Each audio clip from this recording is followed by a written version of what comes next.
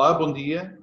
Estamos aqui para o lançamento virtual ou uma conversa em torno da antologia Pentângulo, número 3, uma publicação da Escola Arco, do seu curso de ilustração e banda desenhada e co-publicada pela Silicon Carmo. Nós temos alguns convidados presentes já neste início. Passo a apresentar os participantes imediatamente. O Daniel Lima está aqui na qualidade de coordenador, precisamente do curso de ilustração e banda desenhada do Arco, professor nessa instituição e autor conhecido, como é óbvio. A Cecília Silveira, que está aqui numa qualidade multifacetada, porque foi aluna do Arco, é docente no Arco agora e também é artista e editora da Zapata Press e de outros futuros projetos editoriais. E depois temos duas alunas presentemente do curso e jovens autoras, a Rosa Francisco e a Ana Dias, que participam nesta publicação. Eu presumo que haja pessoas que ainda não conhecem a Pentângulo. Portanto, Daniel, eu fazia o pedido de fazer uma apresentação genérica sobre o que é que significa esta publicação. Ok, olha, obrigado pelo convite para falar por exemplo, para falar deste número. Aliás, para falar da publicação em geral, eu começaria por dizer que é uma parceria do Arco com a Silicon Carmo e, na verdade, o que aconteceu foi que o Jorge Nesbitt e o Marcos Farrajota, já há algum tempo havia essa parceria em alguns outros projetos, ligados também à escola, obviamente, entre a Chile e a escola, e surgiu a ideia de fazer uma revista. Era um projeto um bocado ambicioso, porque ter uma revista com uma publicação anual, com conteúdos e conseguir preencher esse objetivo não era assim uma coisa muito fácil, mas resolveu arriscar-se a um dado momento. Achávamos que havia condições para que isso pudesse avançar.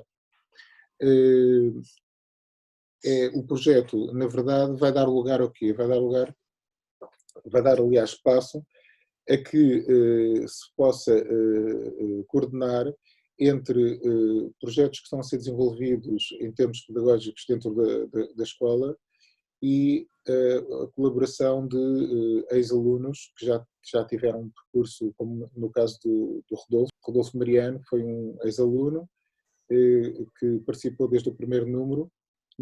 No primeiro número, por acaso, já tinha acabado a sua passagem pelo Arco, mas, entretanto, combinar nessa revista uma série de conteúdos de alunos do Arco, às vezes ex-alunos, pessoas próximas, professores do Arco. Entretanto, isso tudo seria o bolo, seria o miolo da revista. Eu diria que, sem me alongar agora muito, mas eu diria que o propósito também era nessa mistura de tornar a revista um bocado heterodoxa, muito diferenciada e não com uma linha marcada num género, e pelo contrário. Aliás, a revista Pentângulo não queria ser um quadrado, queria ser uma coisa mais aberta e que pudesse aproveitar esses géneros de experiências também diferenciadas de alguém que começa, alguém que já tem um discurso e outras pessoas que, entretanto, poderiam participar. Há também, desde o primeiro número, a participação de uma certa crítica sobre este meio, nomeadamente feita por ti, não é? Que tem alguns textos críticos desde o primeiro número. Este terceiro número, por acaso, acho que isto agora já é uma leitura muito minha, acho que essa hipótese de pensar que a revista também dá espaço a uma certa reflexão e quase que diria ensaio, passou mesmo para dentro das bandas desenhadas, talvez sem querer, sem se saber, porque a revista vai se compondo durante o ano e esses conteúdos vão sendo discutidos pelo Jorge Nesbitt, o Marcos Farrajota, a Cecília, o André, o Tiago Batista, eu, ou seja, o núcleo editorial são estas pessoas que vão acompanhando os trabalhos, vão fazendo sugestões e vão incluindo esses diferentes conteúdos e, inclusive, como eu estava a dizer há pouco, esse espaço de reflexão que, pelo menos nos 2 primeiros números, teve os teus textos. Sim, eu por acaso não falei logo ao princípio, mas de facto, para deixar claro, óbvio, eu também sou docente no ARCO, no curso de documento e numa parte teórica, e de facto participei no primeiro número aliás, nos primeiros números com texto e no primeiro número com uma banda desenhada, parte da qual foi ilustrada ou co-criada precisamente com a Cecília Silveira, a quem eu perguntava qual é a perspectiva que ela tem sobre esta publicação a partir de todos os seus pontos de vista, ou seja, como uma pessoa que fez parte da sua aprendizagem de banda desenhada no ARCO, agora tem uma experiência precisamente de docente no ARCO e de coordenar uma série de projetos editoriais ou projetos de criação dentro do curso, e depois também enquanto uma pessoa com uma experiência de coordenar um projeto editorial, ou seja, perceber a importância da publicação, o que é ser publicado e o que é que isso acarreta. Pedro e toda a gente que está aqui, obrigada. Eu penso que essa revista é uma possibilidade de oferecer às pessoas, todas que estão envolvidas, desculpa, eu vou tirar isso porque está cedo e eu resolvi pôr os óculos, mas pronto. Mas essa revista, ela cumpre uma promessa, uma possibilidade de que os autores possam ter um lugar, uma voz e ter essa experiência da publicação, né? Eu como professora, ex-aluna, quando eu estive no ARCO, que foi entre 2013 e 2015, a Pentângulo não existia. E eu, muitas vezes, com o meu trabalho na gaveta, tive que procurar outros meios para editar que não tivessem tão próximos. Então, eu acho que essa revista ela dá a possibilidade das pessoas cumprirem todo um processo, um meio, não é? Assim, um meio não, mas um caminho, né? Entre a criação no ARCO e a publicação final, tendo tudo à mão ou nada, na verdade, porque é um trabalho em progresso, né? Em processo, e que a própria revista, desde o primeiro número até agora, foi sendo repensada e foi sendo um work in progress, né? Nós estamos tentando fazer também juntos e produzir juntos uma coisa que até então nunca tinha sido feita. Então é muito interessante porque nesse número eu não participei tanto quanto gostaria, mas já foi o bastante, porque vejo que muitos alunos do primeiro ano da banda desenhada, que é para a disciplina que eu e o André Pereira somos os responsáveis por ela, nós temos ali muitas publicações das pessoas do primeiro ano. Isso é incrível, poder publicar um trabalho no primeiro ano, né? Poder ver o seu trabalho impresso. Então, não sei se respondo a sua pergunta, porque também... Sim. Aliás, isso já estimula novas perguntas, mas eu se calhar ia passar primeiro a palavra começava pela Rosa, se não se importa. Rosa, eu perguntava uma pequena introdução, ou seja, se já tinhas publicado antes algum tipo de trabalho, mesmo em fanzines, e depois o que é que significou para ti a participação na Pentângulo 2, porque tiveste trabalho no segundo número, e agora neste terceiro número? Olá, obrigada a todos. Comecei na ARCO em 2017, se não estou em erro. Fiz o primeiro ano em banda desenhada no horário pós-laboral e depois fiz metade do segundo ano, entretanto interrompi. A primeira participação na Pentângulo foi com uma banda desenhada que fiz no workshop de design narrativo, se não estou em erro, com a D-Lady.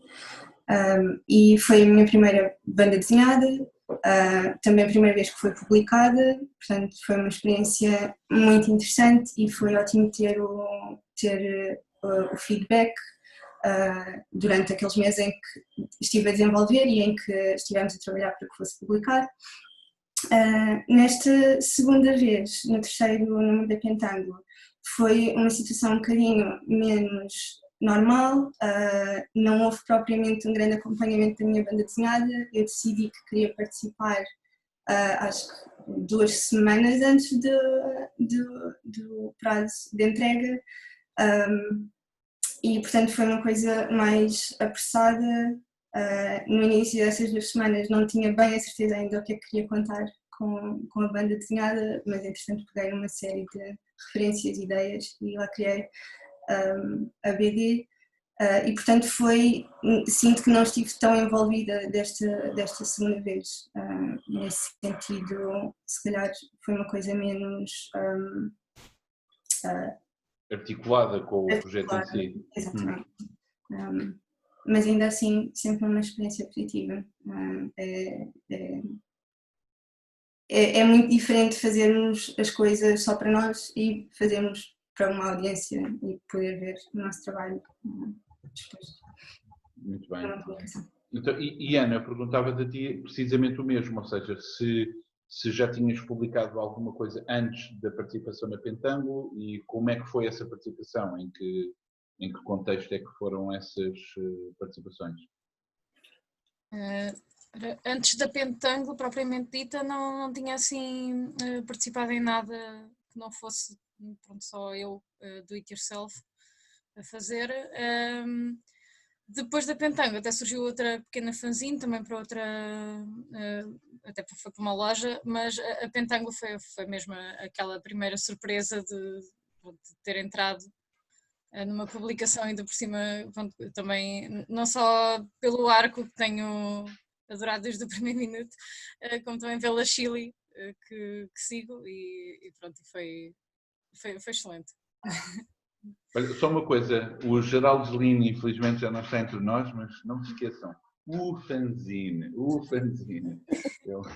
tem que ser eu a puxar essa correção. Eu vou fazer uma pergunta que é uma pergunta um bocadinho, é uma provocação, mas é uma provocação que gostava que todos vocês pudessem responder. Eu lembro-me, por exemplo, na minha experiência de ensino, não apenas no arte, mas também noutros sítios, uma das dimensões que é extremamente importante de sublinhar no mundo da ilustração e da banda desenhada é que estamos a falar de artes que têm necessariamente que ser publicadas, em papel ou não, mas há uma grande importância em serem publicadas. E uma das coisas que também sempre sublinho é que há uma aprendizagem profundíssima no momento em que algo é publicado, ou seja, não é só a questão de ter um objetivo, algo que está feito e que termina, como a própria publicação vai trazer um feedback extremamente importante. Não só, como a palavra diz, está no público, portanto vamos ter reações de outras pessoas, como nós próprios, posso falar por experiência, eu estou sempre a contar esta anedota que é, quando se publica algo, há sempre um prazer enorme em conseguir fazer isso e no segundo, imediatamente a seguir, é logo, está tudo cheio de erros e já arrependemos e queremos voltar atrás, fazer correções. Mas a importância da publicação é fulcral. A minha provocação está nisto. O esforço que é necessário, muitas vezes, para fazer autopublicações é uma escola muito importante. E eu lembro, nem sempre, eu tenho que ser muito sincero, nem sempre todos os jovens, quando eu digo jovens, é novos autores, não tem a ver com a idade, tem a ver com o estar a trabalhar neste território, nem sempre têm o trabalho ou o esforço para criar uma publicação. Por exemplo, a Cecília está aqui presente, e não é para lhe dar graxa, mas eu lembro precisamente nas aulas que tivemos, o interesse em fazer objetos, em fazer publicações, foi imediato. Eu lembro perfeitamente daquela história da mulher refugiada e da piscina. Imediatamente a Cecília trouxe uma coisa feita em papel e com uma capa, e a própria capa alimentava logo imediatamente. Portanto, nem todas as pessoas têm esse movimento. E a pergunta que eu fazia, a tal provocação é esta, que é, se uma escola ou uma instituição que envolve o ensino destas disciplinas, o oferecer a possibilidade de uma publicação, se é um estímulo positivo, no sentido que a pessoa diz, ok, eu sei que há uma publicação, portanto eu já sei quais são as regras e tenho que fazer qualquer coisa para alimentar a revista, ou se bem pelo contrário, é apenas uma muleta facilitista que retira um pouco a autonomia do trabalho para se fazer uma publicação. Esta pergunta responde a quem quiser. Eu gostava de essa pergunta, eu gostava de responder com uma provocação, porque é uma boa provocação. Eu acho que quando se pensa, por exemplo, pensando neste projeto, estamos a falar de Marcos Ferrajota e estamos a falar nestes professores todos, nos quais, neste painel, já está o Pedro Moura e a Cecília. Portanto, essas duas coisas correm, no meu ver, correm sempre em paralelo. Portanto, essa iniciativa individual é uma coisa que, felizmente, como parte de cada um, é impossível de travar. Esta revista pode ser travada de muitas maneiras, porque pode haver até uma altura em que não haja dinheiro para publicá-la. Portanto, há coisas aqui bastante diferentes. Mas a revista em si, às vezes, e a escola, muitas das vezes tem um papel de provocar certas coisas acontecerem. A escola deve dar esse espaço para que certas coisas aconteçam. Quem tem esse intuito e quem já tem essa capacidade, já faz esse movimento de uma forma um bocado natural e tem a ver com o seu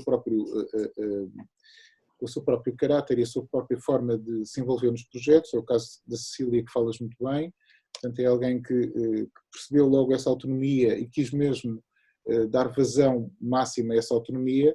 Outras pessoas, nem tanto, o testemunho da Rosa é bastante interessante.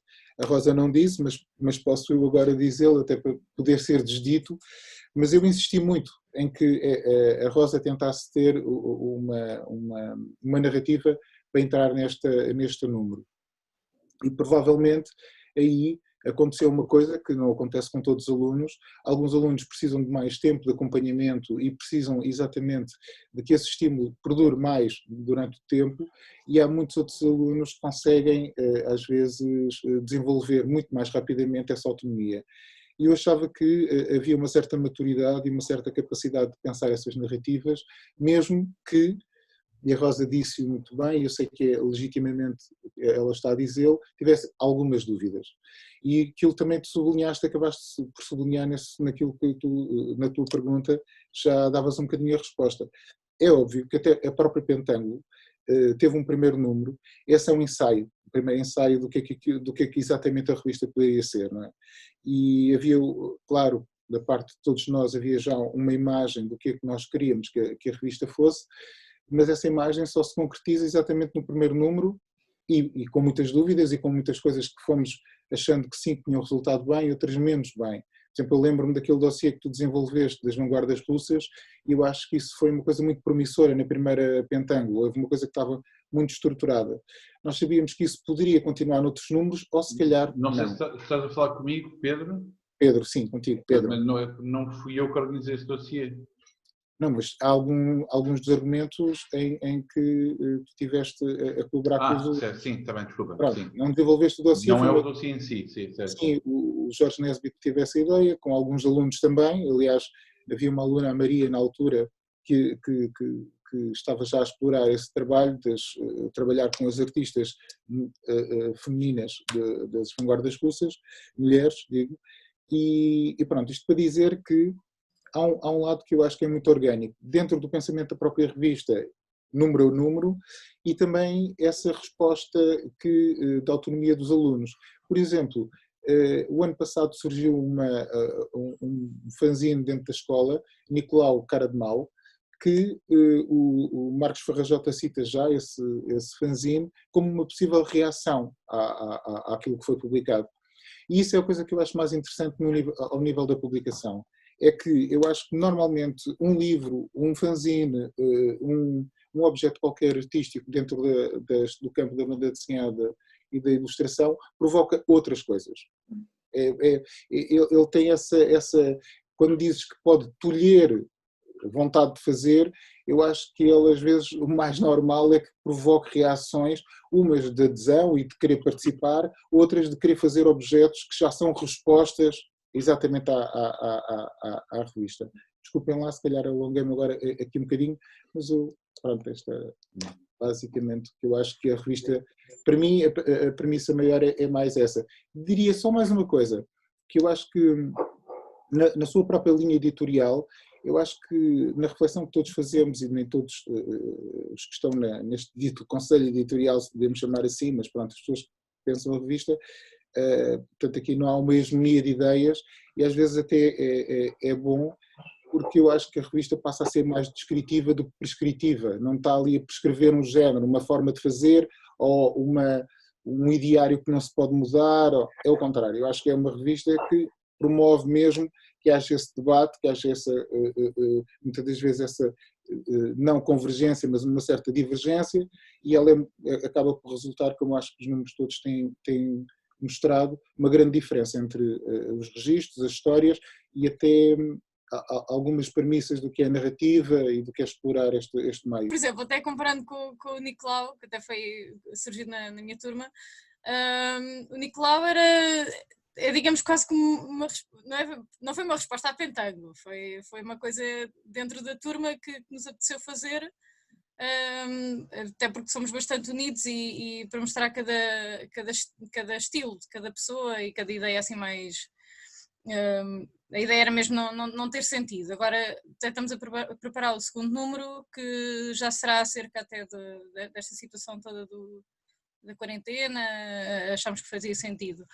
Mas o facto de haver uma publicação dentro da escola torna-nos mais responsáveis, não é? Há ali algo que vai ser publicado e que terá que ser coerente.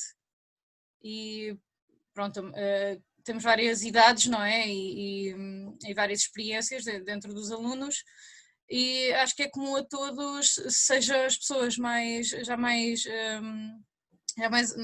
que sabem mais o que querem fazer, ou as pessoas que já estão mais dispersas, há ali uma chamada de atenção, do tipo, eu tenho que fazer algo que me identifique, não é? Mesmo que se calhar daqui a 5 anos a pessoa já esteja a fazer algo que não tem nada a ver, mas ali é a voz da pessoa, não é? Como diz a Cecília, temos a nossa voz e a nossa voz tem peso e há sempre algo que se queira dizer. E muitas vezes as coisas são corrigidas também, e acho que há muito esse trabalho de pensar o que é que somos agora e o que é que seremos daqui a alguns anos, não é? Queria só fazer uma pequena intervenção na sequência da Ana, porque estávamos eu e o André na disciplina do primeiro ano, no ano em que aconteceu o Nicolau, que é esse fanzine, foi mencionado como possível reação ou que surge na esteira, ou que surge junto no mesmo contexto que que o número 1, não foi? Não foi esse último. Eu já não sei quando. Segundo? Ok. No segundo, exatamente. Sim, desculpa. Mas eu acho que isso era visível, assim, era patente que os alunos estavam ali muito dispostos eles não estavam produzindo para a revista, ou para qualquer publicação, mas eles estavam produzindo com uma gana, com uma vontade de ver aquilo ser feito e que outras pessoas pudessem ver, que era apaixonante, porque era o meu primeiro ano como professora, era o primeiro ano deles como aluna, e nós estávamos ali tentando fazer aquilo acontecer de uma forma muito apaixonada. E, sem querer, e voltando à pergunta do Pedro, não era as qualidades materiais que a revista, que a Pentângulo dá, para que essas pessoas possam publicar das primeiras vezes na sua vida, ou que possam publicar de alguma forma, é incrível, porque eu, no meu trabalho como editora independente, na Sapata Press, tenho muitas dificuldades em conseguir publicar e fazer objetos que cumpram o mínimo, né, de exigência. Você quer fazer tem uma revista como essa, tem lombada, tem isso, tem cores, é incrível, porque é um objeto que se realiza no espaço de uma forma muito tangível, sabe? Sim. Então, assim, isso para as pessoas que estão começando, seja para as pessoas que estão começando, eu acho que eu estou muito ligada a isso, porque essa possibilidade de dar essa experiência direta, ou, como disse a Rosa, não normal, adorei isso, porque sair desse discurso hegemônico, não é? Como Daniel disse também, assim, não é para ser panfletário, no sentido de não estamos aqui colocando toda a gente dentro disso e disseminando um discurso hegemônico. Mas é militante no sentido editorial, porque estamos aqui dando o nosso contributo e tentando colocar imprimir nessas pessoas, imprimir em nós mesmos essa possibilidade de ter uma voz como autor, não é? Como dar o nosso lugar de fala, você sabe que eu gosto disso. Mas a questão para mim é essa, eu só queria voltar a isso, porque eu também sou aluna e foi no contexto da sua aula que eu publiquei meu primeiro objeto, junto com o coletivo Dor de Cotovelo, o Gonçalo Duarte, a Ana Dias e o Vasco Ruivo. E foi a partir daí que pensar as possibilidades de um trabalho gráfico, depois chegar a um trabalho impresso, um material, e ser vendido numa feira, passar por toda essa cadeia produtiva, sempre foi para mim. Ou livraria. A Pentangle tem uma circulação mais comercial ainda. Sim. A Pentangle nesse caso, sim, mas pensar tudo isso é que eu acho que é essa militância diferente dessa questão panfletária, enfim. Rosa, não sei se queres acrescentar. Posso acrescentar muito brevemente. Sim, concordo com o que disseram até agora. Muito pessoalmente, enquanto pessoa que tem mais tendência para guardar os projetos na gaveta e não tanto parqueá-los, que é uma coisa que não faz propriamente muito sentido, mas a primeira experiência com a Pentangle, o que me deu foi um objetivo super claro: isto vai ter que ser publicado, como é que eu quero traduzir esta história, como é que eu quero mostrá-la. E desde aí acho que o que me deu foi mais um impulso para criar e perceber que ok, é possível, e o que é que eu tenho para dizer, como é que posso dizer, e é isso, passar da ideia para depois ver uma coisa num objeto físico e que também está em contraste e em diálogo com todas as outras bandas desenhadas que estão em cada volume. É super importante. Portanto, eu acho que mais do que ser uma coisa fácil, acho que é isso, dar esse impulso para depois sim fazendo mais coisas. Eu gostava de, não é propriamente uma pergunta, é mais uma intervenção, porque a Pentangle, nós temos que pensar sempre dentro de um contexto do que é que existe num determinado momento. E, de facto, por exemplo, eu e o Daniel somos da mesma geração, portanto, nós vimos muitas transformações no contexto português, não é? Houve uma altura em que havia uma circulação muito forte comercial de banda desenhada, estamos a falar de banda desenhada mais comercial, mas havia revistas nas bancas, havia livros a sair regularmente, havia revistas periódicas, e nós vimos paulatinamente um desaparecimento de quase todos esses objetos. E, inclusive, houve um momento mais interessante da produção de fanzines, anos 80, anos 90, e mesmo nisso houve também um grande decréscimo. O que é curioso é que nos últimos anos, vamos dizer, isto não é uma análise muito correta, mas há mais de 5 anos, de facto têm aparecido novamente mais projetos editoriais, editoras relativamente bem consolidadas, com coleções coerentes, algumas mais comerciais, genéricas. Isto agora não é uma crítica de gostos, é uma constatação de factos. Portanto, existem muito mais agentes de produção de banda desenhada em termos editoriais.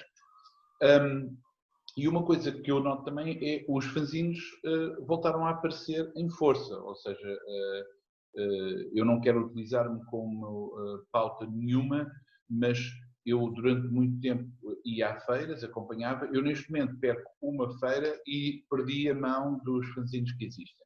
Já não é possível, também tem a ver com a idade, não é? Estou velho, já não tenho a mesma energia para acompanhar o que sai, mas há muitos fanzines, vejo que há uma grande produção de fanzines, E a Pentângulo eu vejo como um encontro feliz entre uma vontade livre de criar histórias que muitas vezes têm dimensões formais, políticas, poéticas, que não têm espaço nessas tais plataformas mais convencionais, mas acabam por ter um espaço de agregação que, obviamente, estão num objeto que tem uma circulação um pouco mais passível de ser comercializado. Por exemplo, a Cecília falou da lombada. Isto pode parecer uma coisa quase caricata, mas a lombada é um aspecto absolutamente fulcral para a visibilidade numa livraria, porque os livros estão guardados e os fanzines desaparecem, não é? Enquanto que uma coisa destas é relativamente fácil de ler, mesmo que a pessoa esteja só a consultar assim, a lombada vai logo soltar. Portanto, a Pentângulo tem criado um espaço bastante curioso de haver espaço para uma banda desenhada que normalmente não está na ordem do dia. E aí eu gostava de, quer dizer, se quiserem comentar o que eu estou a dizer, obviamente estejam à vontade, mas eu gostava de que fizessem um comentário, cada um, sobretudo a Rosa, a Ana e a Cecília, sobre as peças com que participam neste número em particular. Porque a Ana participa com 2 histórias, uma delas de apropriação de banda desenhada clássica, uma outra que é uma espécie de comentário social. A Rosa apresenta uma peça francamente experimental e a Cecília com uma peça com um forte cariz político. Portanto, eu gostava não só que comentassem aquilo que eu disse, não sei se o Daniel quer fazer uma intervenção, mas depois de falarem dessas mesmas bandas desenhadas específicas que fizeram. Desculpa, Daniel, não sei se queres fazer algum comentário sobre o que eu acabei de dizer. Eu queria ouvir a Rosa, a Ana e a Cecília. Antes só queria dizer uma coisa que está um bocado na gênese daquilo que estavas a falar em relação a este movimento entre haver uma grande circulação de revistas, elas perdem-se e depois há a produção independente em fanzines e cresce bastante, houve momentos mais fracos. Não comentar como é que isso se foi desenvolvendo nem se desenrolando, mas gostava de salientar uma coisa em relação à revista Pentângulo e em relação a essa produção. Acho que carecemos muito de uma crítica. Acho que uma das coisas que eu acho que é interessante, agora falando só internamente, quando sai uma revista destas, cria alguma tensão também na recepção, não é? Há pessoas editadas, outras não editadas, tenta-se descobrir ali uma linha e qual foi os critérios de escolha. Esses critérios de escolha, para mim, tentam ser claros ao desenvolver o projeto, mas eles são sempre ambíguos, estamos a falar de uma coisa que vive dessa ambiguidade no discurso artístico, não se pode pautar. Eu estava a dizer, queremos que ela seja mais descritiva do que propriamente prescritiva, no sentido mesmo de abarcar essas soluções muito diversas e aquilo que a Cecília também diz, esse lugar de fala, ou seja, cada um de nós desenvolver ali e conseguir ir desenvolvendo mesmo o seu trabalho e tentar perceber exatamente essa identidade que vai surgindo ali. Ninguém pensa na identidade imediatamente e constrói numa primeira obra, ela vai-se construindo, não é? Mas o que eu sinto mais, o Marcos Farrajote e acho que os restantes pessoas que participam fazer a revista, acho que a questão de falta de crítica em geral, portanto, a falta de acolhimento de espaço de crítica nos jornais e noutros meios acerca destes objetos, acho que é uma carência neste momento, é uma carência, mas queria ouvir. Era só fazer esta nota, porque realmente o teu blog é um blog que fala, temos vários blogs que fazem essa crítica, mas mesmo assim acho que havia necessidade pela circulação destes objetos, haver noção de que há mais atenção sobre eles.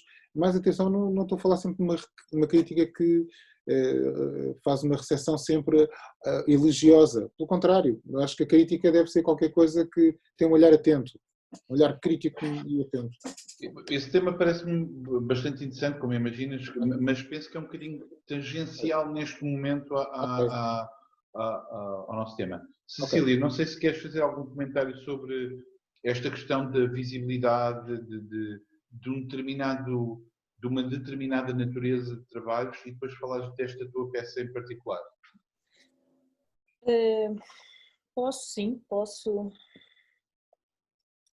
Essa ideia de criar o espaço para uma coisa que não está na ordem do dia, você evoca através da Pentangle. Eu fico me perguntando, criar espaço onde, não é? Esse espaço da lombada na livraria, porque na verdade, ou esse espaço mental, não é? Disso poder existir dentro também da cabeça de todas as pessoas como uma imagem de um tempo, de uma geração. Não sei se o espaço que a Pentangle vai criar vai ser um espaço dentro do um circuito comercial. É óbvio que é importantíssimo que isso consiga ser repassado e vendido a um preço que o Marcos, que é o editor da Chile com Carne, que é o parceiro da Pentangle, tem essa premissa de conseguir fazer. É um trabalho militante, né? Embora se ele tivesse aqui podia até ficar muito chateado com isso, mas sim, com esse termo, mas sim. O que eu me pergunto esses trabalhos eles iam acabar por existir dentro de um circuito, que fosse das feiras, através dos fanzines. Eu tenho algumas dúvidas sobre essa possível criação desse espaço. Era isso que eu queria dizer. E sobre essa possível criação desse espaço e dessa forma de conseguir empurrar esses outros discursos e conseguir chegar à luz e dar visibilidade para essas falas subalternas, é a partir disso que eu acho que eu posso apresentar o meu trabalho nesse número da revista e o meu trabalho em geral. O Pedro sabe disso e tem acompanhado meu trabalho desde o início, o Daniel também, ainda bem. Ou não, né? Eu e o Daniel, a gente sempre discute muito e nos criticamos muito, o que também é um exercício. O que foi, Daniel? Ainda bem. Ainda bem. Mas pronto, o trabalho que eu apresento aqui é o elogio ao bom selvagem. Na verdade, é uma grande confusão e um palimpsesto de várias coisas, né? Como todo palimpsesto enfim. Mas é uma loucura no sentido de juntar o elogio à loucura com a ideia do bom selvagem, com o texto do Cesário Verde, mais algumas outras falas que eu vou colecionando e recolhendo pela minha experiência como pessoa que agora, a partir de um tempo, se percebe dentro de uma identidade trans e que sou brasileira e vivo em Portugal há 10 anos.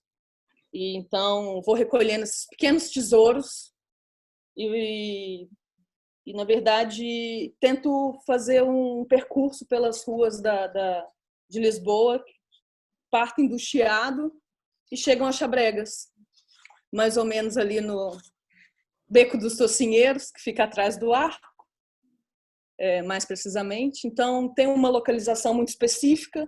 Estou falando desse lugar, desse meu lugar como imigrante e utilizando esse espaço como possibilidade, no meu caso, não só militante, mas até às vezes panfletária, porque o meu trabalho acaba eu não nego isso, meu trabalho acaba por ir buscar essa possibilidade, esse encontro com essas pessoas, onde é que eu posso, onde é que a minha agencialidade pode se manifestar, e é aí que, na banda desenhada, que eu consigo fazer isso de uma forma mais ampla. Então, nesse sentido que eu queria juntar essa ideia do espaço, e é isso, assim, meu trabalho é o último da revista. Sim, nós chegar lá e tiver estômago.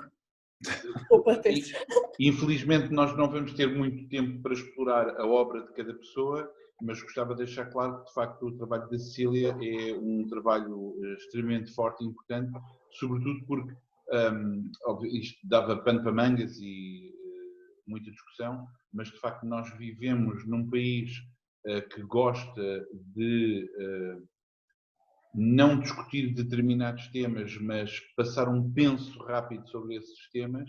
E, por exemplo, uma das coisas que é muito típica de dizermos é que Portugal é um país que recebe bem os imigrantes, que não temos um racismo assim tão violento, etc.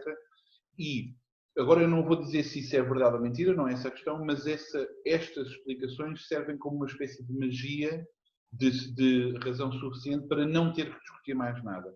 E, sobretudo, não dar voz a quem está na moda baixo. Ou seja, é muito fácil para mim dizer, não, nós tratamos bem as empregadas cabo-verdianas. Não há assim um grande problema. Então, porquê é que não entrevistam e vamos ver mesmo a experiência dessas pessoas? E isso, o trabalho da Cecília é um trabalho bastante importante, porque é, como a frase já repetida, é um lugar de fala de quem está a palavra subalterna que utilizaste também é uma palavra politizada extremamente importante e que também precisa de muita explicação, mas é um trabalho que eu acho muito, muito, muito forte. E é muito curioso, lá está, voltando à Pentango, que é ver que há uma criação de um espaço, ou seja, não há propriamente uma defesa de, isto é uma revista escolar, portanto só vamos por aqui trabalhos de escola, trabalhos de TPCs, não é? Não, isto faz parte da criação e da construção de um discurso de novos autores, que é perceberem que, de facto, podemos criar todo o tipo de discurso. Portanto, isso é muito interessante. Deixa-me só dizer, não, e isto eu acho que dentro do contexto do próprio Arco, e esta revista, na ligação que tem com o Marcos Ferrajota e com a Chile com Carne, mas, por exemplo, o discurso que estás a salientar muito bem da Cecília, qualquer discurso que vincule algumas ideias que não são tão hegemónicas e tão aceites, isso é uma tónica no Arco no seu todo, em todos os departamentos e em toda a atitude que o Arco tem, desde que, pronto, eu não acompanhei os anos todos do Arco, dou aulas no Arco já há relativamente algum tempo, mas pronto, sempre acompanhei a atividade do Arco, isso acho que é patente, não seria eu a dizê-lo, mas sim, a revista tinha já, pela parceria com o Marcos, que também arrisca isso mesmo. Portanto, acho que essa ideia de que os conteúdos, de alguma maneira, teriam de um uso doméstico, bem, se fossem de uso doméstico no Arco, já eram a romper qualquer coisa, porque claro. essa lógica de troca de ideias e de efervescência já lá existe. Portanto, já ia ser muito pouco ortodoxo. Portanto, acho que é... Rosa, queres falar um bocadinho da tua peça, por favor? Claro. Bom, a minha BD surgiu, acho eu, de um conjunto de ideias, referências, imagens que na altura tinha presentes e acabou por ser um aglomerado delas. Posso enumerá-las. O poema A Pessoa, cujo certo acompanha a narrativa, que tinha lido há pouco tempo, e deparei-me com ele primeiro numa tradução em inglês, depois fui lê-lo em português, e é muito bonito em português, mas senti-me particularmente atraída pela tradução porque em inglês a pessoa é muito claro e simples, e achei este poema muito, muito bonito pela sua simplicidade, em particular a tradução. Depois tinha também lido há pouco tempo um conto de Calvin, A Distância da Lua, e andava com esta imagem na cabeça de basicamente no conto nós podemos alcançar a Lua, basta entrarmos num barquinho, levamos um escadote, levamos um balde e uma colher, porque o objetivo é tirar leite da Lua, que é uma substância viscosa, então vai-se lá com a colher. E esta ideia de subir ao escadote e subir os braços e alcançar a Lua, e de repente damos um impulso e os nossos pés estão na Lua, era uma imagem que estava muito presente, e depois ela aparece na BD como uma parte da narrativa, é toda uma página em que essa ação é desenhada.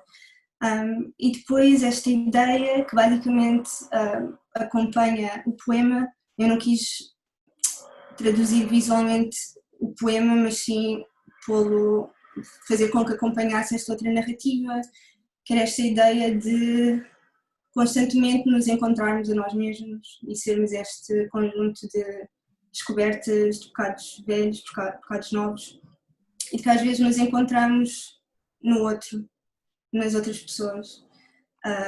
Então o poema acompanha esta narrativa, a imagem do conto Calvin aparece nessa página e depois pontualmente aparecem elementos um bocadinho mais pessoais, relativos a uma viagem que tinha feito há pouco tempo, e eles aparecem em todas as páginas, e foi daí também que surgiu a paleta. E pronto, é uma narrativa assim, mais contemplativa.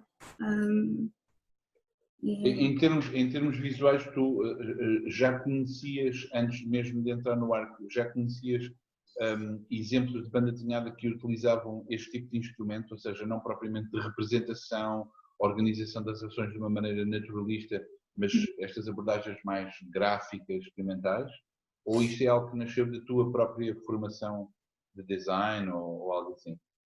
Se calhar um bocadinho da minha formação de design, se pensar bem sobre isso. Também, esta em particular também surgiu, eu decidi logo de início, tendo em conta também o prazo que tinha, que queria fazer uma coisa visualmente simples, com formas, lá está, que fossem muito básicas. Por exemplo, a forma da escada é a forma mais básica possível da escada, aquele elemento que não é, que representa uma lua, mas não é necessariamente uma lua, também é só um círculo.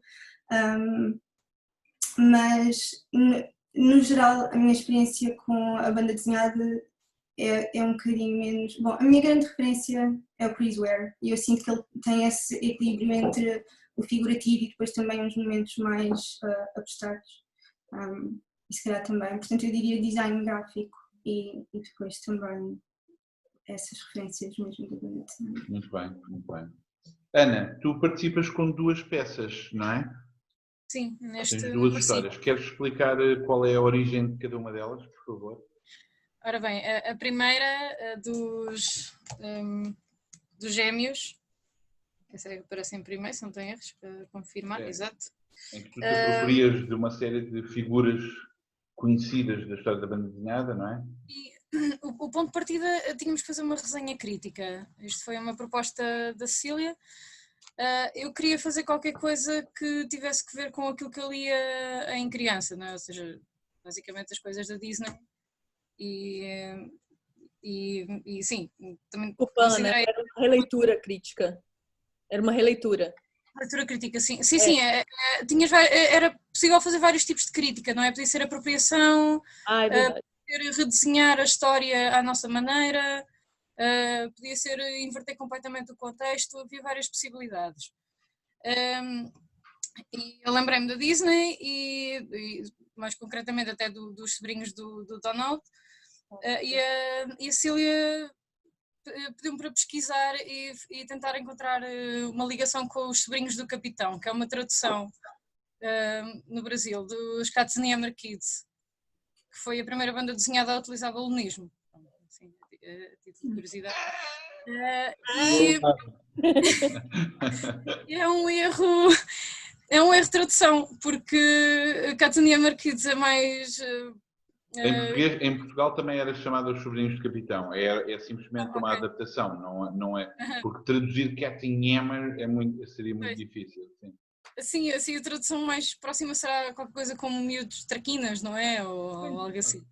Pronto, e então não tem propriamente uma relação com os sobrinhos do Donald, não é? Porque aqui também temos, os miúdos são enteados de um marinheiro, legal, e aquela relação do marinheiro, do chapéu de marinheiro do Pat Donald, mas não tem propriamente, um não tem referência ao outro. O que tem, que eu encontrei foi os scrotinhos, parece que são uma espécie de referência, não sendo, mas pronto, há ali absolutamente uma referência.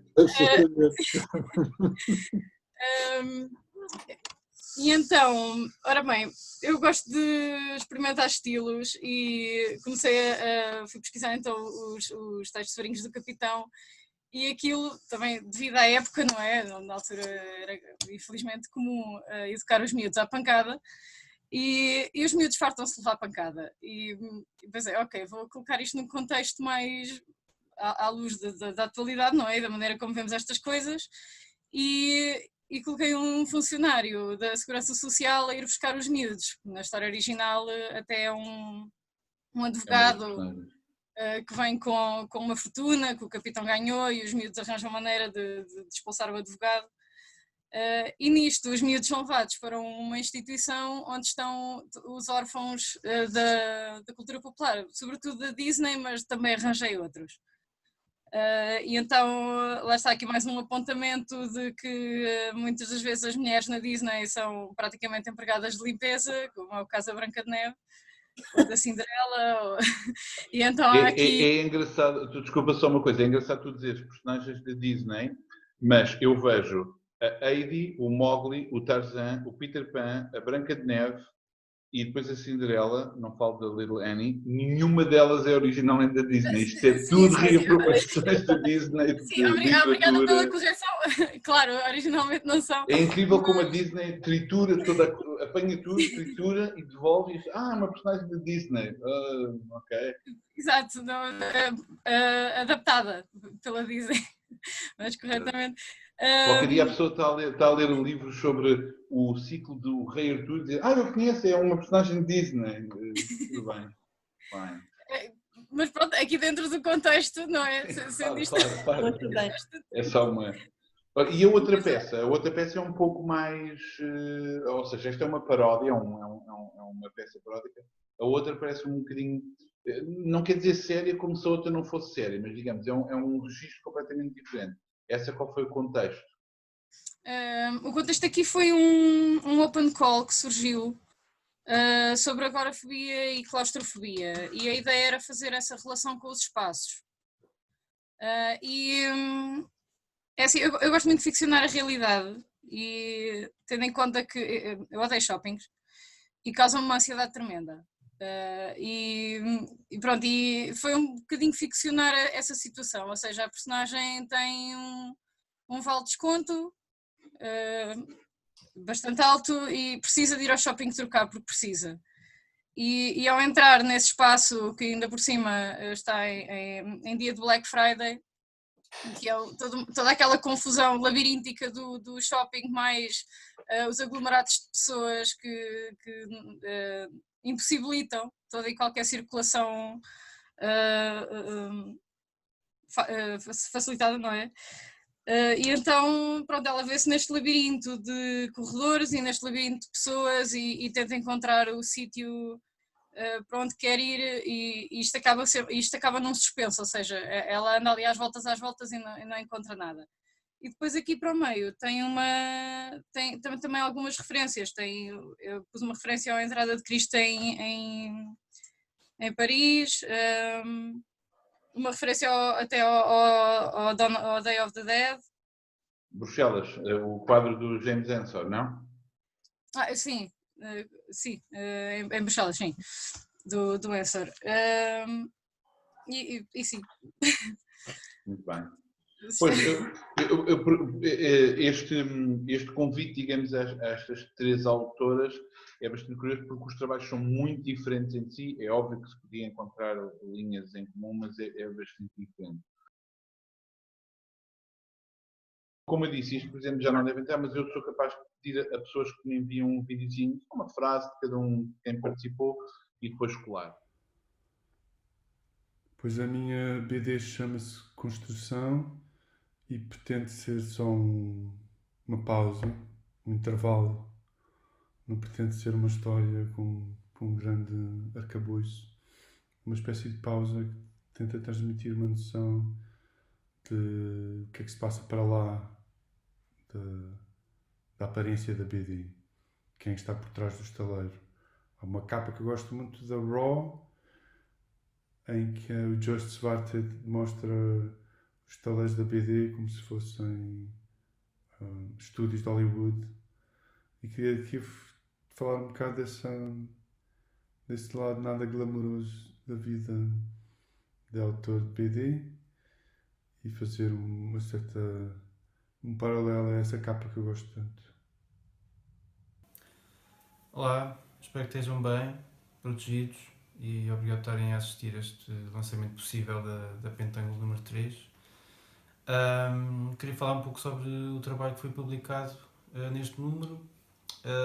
Basicamente é uma adaptação de um texto que eu tinha escrito previamente sobre um disco da Flux of Pink Indians, e a ideia era aqui como é que eu poderia adaptar, ou como é que seria adaptar, como é que seria possível adaptar um texto mais ensaístico, entre aspas,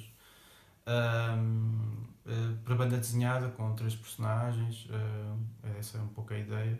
Este trabalho foi começado a publicar na revista Decadente, foi publicado ao longo de algumas semanas, semanalmente. Para a Pentangle número 3 eu acabei por editar o texto um pouco mais e tirei alguns separadores. No fundo é uma história sobre 3 mulheres que se encontram para beber uma cerveja e acabam a conversar sobre um disco. E no fundo também me interessava colocar aqui uns personagens femininos, para não ser só mais uma conversa de gajos sobre música. Pronto, basicamente é isso. Espero que gostem deste número 3 e continuar a apoiar o projeto, que é importante, dar continuidade a isto, e espero que estejam bem. Até breve.